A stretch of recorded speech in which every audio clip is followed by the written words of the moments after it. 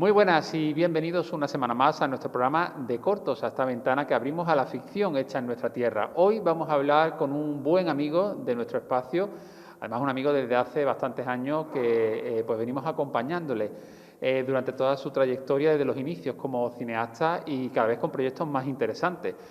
Os hablo de Fran Capilla, que lo tenemos ya aquí. Fran, buenas noches, bienvenido al programa. Buenas noches, Diego. Encantado de estar con vosotros. Bueno, tú sabes que este es tu programa también, que este es tu espacio y que siempre que nos visitas, de verdad que me alegra mucho el verte y el saber sobre todo que no paras de crear historias y de embarcarte en proyectos pues cada vez más ambiciosos, ¿no?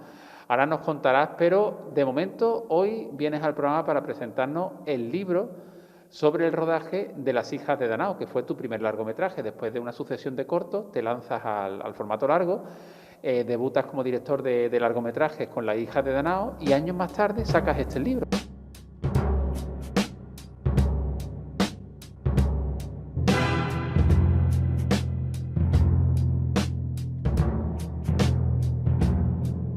Cuéntame.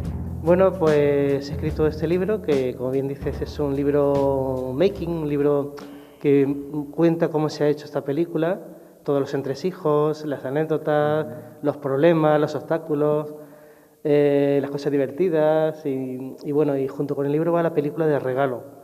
Entonces, bueno, yo creo que es un producto interesante no solo para el que está implicado en esta película o el que le interesa, sino para el que le gusta el cine, para el que le gusta el arte, la fotografía. Es un libro muy biográfico que cuenta muy bien nuestras experiencias, nuestros propios obstáculos en Málaga y en París rodando esta película. Imagino que dar el salto del corto al largo con, además, hablamos de una película, Las hijas de Danao, que implicaba una serie de dificultades. Bueno, es muy coral, hay una serie de protagonistas, pero luego también hay muchos actores secundarios, muchas localizaciones, tanto interiores como exteriores, escenas de acción también, hay algunas escenas de acción, también había que recrear la ópera de París. Bueno, debutaste en el largo, pero te pusiste también el listón muy alto, ¿no? El nivel muy alto para tu primera película. Todas esas dificultades y todos esos obstáculos que tuviste que superar estaban aquí recogidos en este libro. Sí, la verdad que cuando me metí del cortometraje al largometraje, pues es un salto enormemente grande, porque no es solo en la duración del tiempo, como dices, sino es en la complejidad de cada escena y la propia calidad final.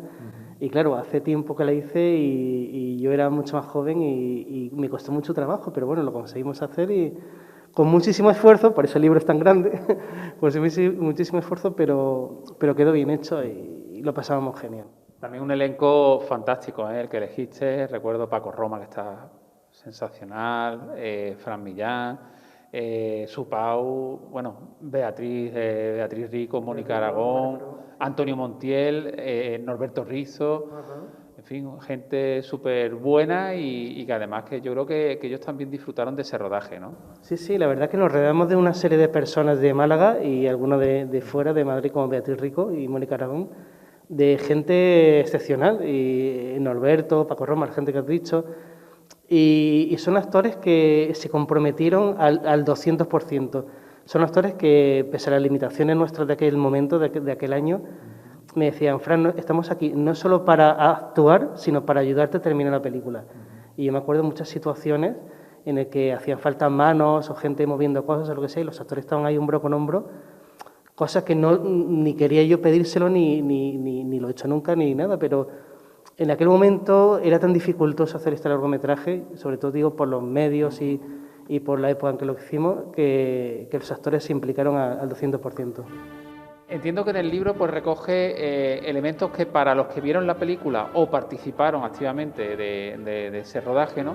Pues como una pieza, yo diría que única, ¿no? Porque, bueno, se recogen cosas que hasta ahora no se ha contado de Las hijas de Danao, ¿no? De esa película que además de alguna manera estuvo también presente en varios momentos del Festival de Cine de Málaga, porque la presentaste en el festival, hiciste también un adelanto y también se ha proyectado en distintas salas, ¿no? En este libro se recogen, por ejemplo, partes del guión de la película. Sí. También distintos elementos como, por ejemplo, el storyboard de distintas escenas. Anécdotas seguro que más de una, ¿no? Y aparte está el enlace para ver la película. Claro, ten en cuenta que yo tengo la buena costumbre de escribir un diario de rodaje de cada vez que hago un trabajo, un proyecto. Entonces, muchos años después, cuando me encontré ese diario, digo, hostia, esto me puede servir de guía de referencia para seguir desarrollando los capítulos del libro.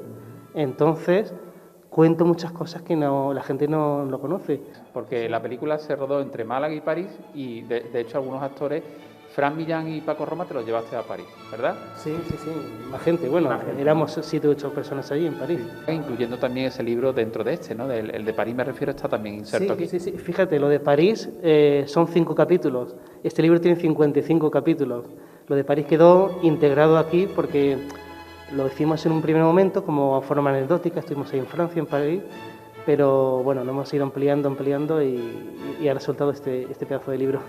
Un libro que tiene ¿cuántas páginas? Porque de luego vemos que es un buen... Sí, 580 páginas tiene. 580 páginas. Aquí desde luego no se ha quedado nada fuera, ¿no? Lo cuentas todo de principio a fin. Pues mira, siéndote franco, lo cuento todo para bien y para mal. Porque hay cosas en que la gente me ha dicho, Fran, eso no lo cuentes. Y dije, siempre con respeto, con dignidad a todo el mundo, sin nombrar, cuando hay un problema sin nombrar a nadie, pero lo he contado. Los problemas que hemos tenido... Sí. Las cosas malas y las cosas buenas, que son siempre más bonitas y mejores. A mí me gustaría, sin destripar demasiado, pero que nos cuente alguna anécdota, una por lo menos, una sin destripar a lo mejor el final, ¿no? Cómo termina, pero cuéntame alguna anécdota que se recoge aquí en este diario de las hijas de Daná. Ahora mismo que yo me acuerdo, pues a ver, te puedo contar en París, sí. Cuando estábamos rodando en París, que hacía tantísimo frío, porque fuimos en enero del 2013 a París, y estaba empezando a nevar y hacía tantísimo frío que las manos se me estaban empezando a quedar congeladas literalmente.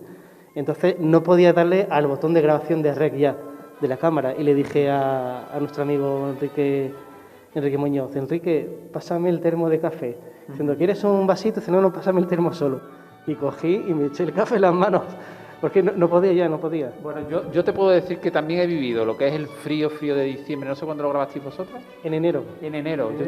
En enero. Yo estuve en diciembre, un mes antes y más o menos, y realmente yo creo que ha sido el momento de más frío que he vivido en mi vida. Me imagino que otras personas que vivieran en otras zonas del planeta dirían, bueno, eso no es nada, ¿no? Pero yo, acostumbrado aquí a Málaga, se pasa mal.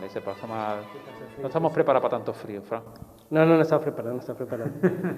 Bueno, Fran, ¿y alguna otra anécdota así que sea emotiva, especialmente que te traiga recuerdos bonitos, entrañables y que también recojas en este diario de esta película? Pues mira, Diego, podría contarte miles de anécdotas sobre los actores que han sido como una piña, como una familia, llenos de abrazos, en la época en que nos podíamos dar abrazos todo el mundo.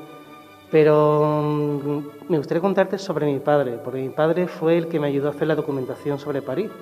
Porque mi padre era francés, entonces gracias a su conocimiento, un mes antes de ir a rodar, aunque ya tenía el guión hecho, todo un mes antes de ir a rodar, me puse con él, con el mapa, mano con mano, y con el guión sobre la mesa, haciendo la documentación exacta, cada calle, cada toma, cada secuencia donde se tiene que rodar, la ruta, los mapas, el metro, cómo moverse, o sea, un horario exhaustivo. Entonces fue un trabajo con él muy bonito, y al terminarlo me dijo, me dan ganas de irme contigo a París, Y dijo, pues vente y rodamos. Y decía, no, porque ahí yo voy a ser un estorbo y tal. Luego ya más adelante, y luego nunca pude ser porque mi padre falleció.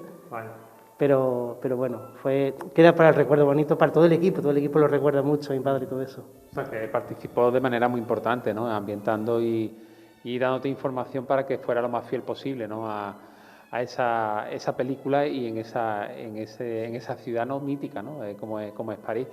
Bueno, entiendo entonces que tu padre, si era de origen francés, también eso te habrá llevado, ahora nos contará un poquito más adelante, a tu próximo proyecto, Disonancia, que está ambientado en la Francia del siglo XVIII. Pero ahora, si quieres, nos cuentas, porque yo quiero preguntarte también, ¿qué supuso para ti la película como cineasta? Porque nosotros, lo decía yo al principio, ¿no?, de la entrevista, Fran, te conocemos desde tus primeros cortometrajes, ¿no?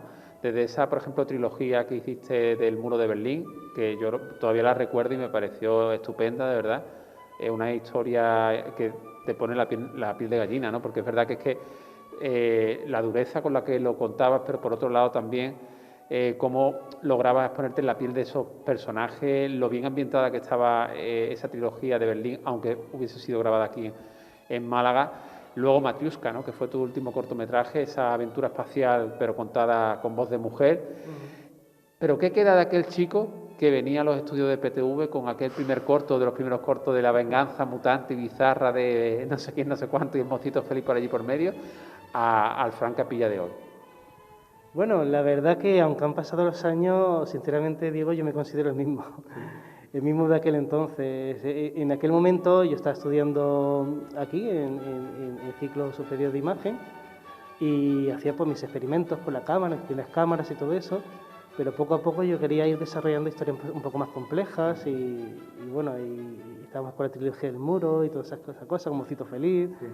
Y cualquier cosa más. La venganza mutante y bizarra de vampiras, sí. De vampiras. Era una cosa paródica, cómica, sí. No, realmente no era mi estilo, pero bueno, era lo que me apetecía en aquel momento. No tiene nada que ver con la trilogía de Berlín, con Disonancia, con Las hijas de Danao. Claro, no tiene nada que ver y no he vuelto a tocar ese género, sí. Pero bueno, era también con la gente que te juntas y claro, en mi equipo de los primeros momentos era el equipo de los compañeros de clase. Sí. Cuando tú terminas ya de estudiar, ya los equipos que te buscas son equipos que te encuentras en la vida o incluso de trabajo que te encuentras. Y volviendo a esa pregunta que te hacía, ¿qué supuso para ti como cineasta Las hijas de Danao?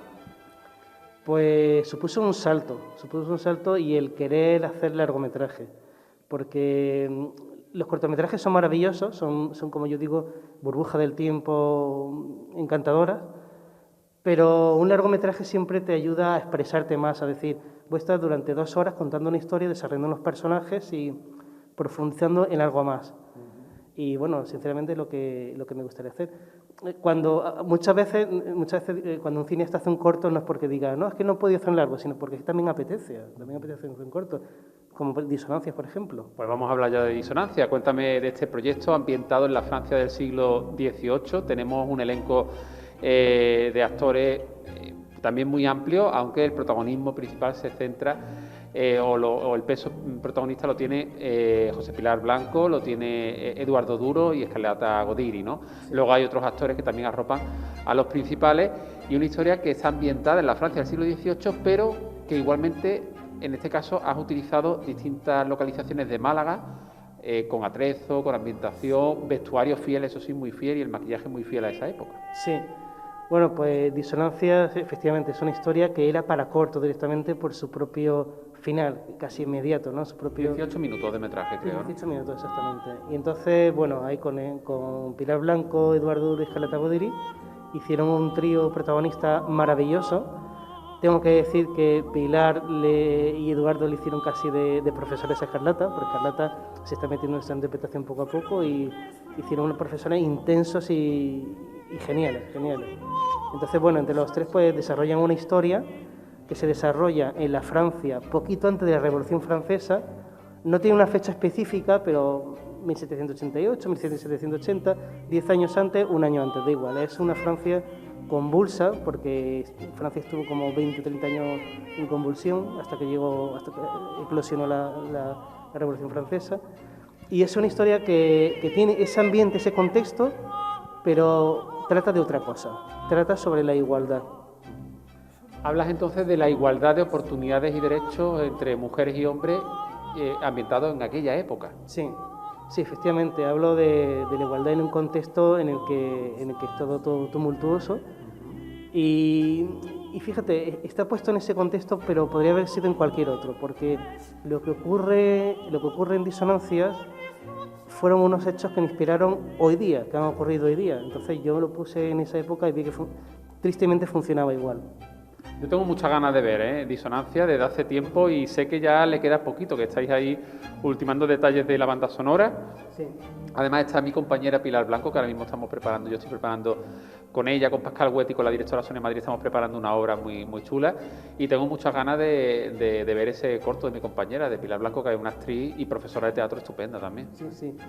Bueno, pues Pilar Blanco es una actriz fabulosa. Eduardo también.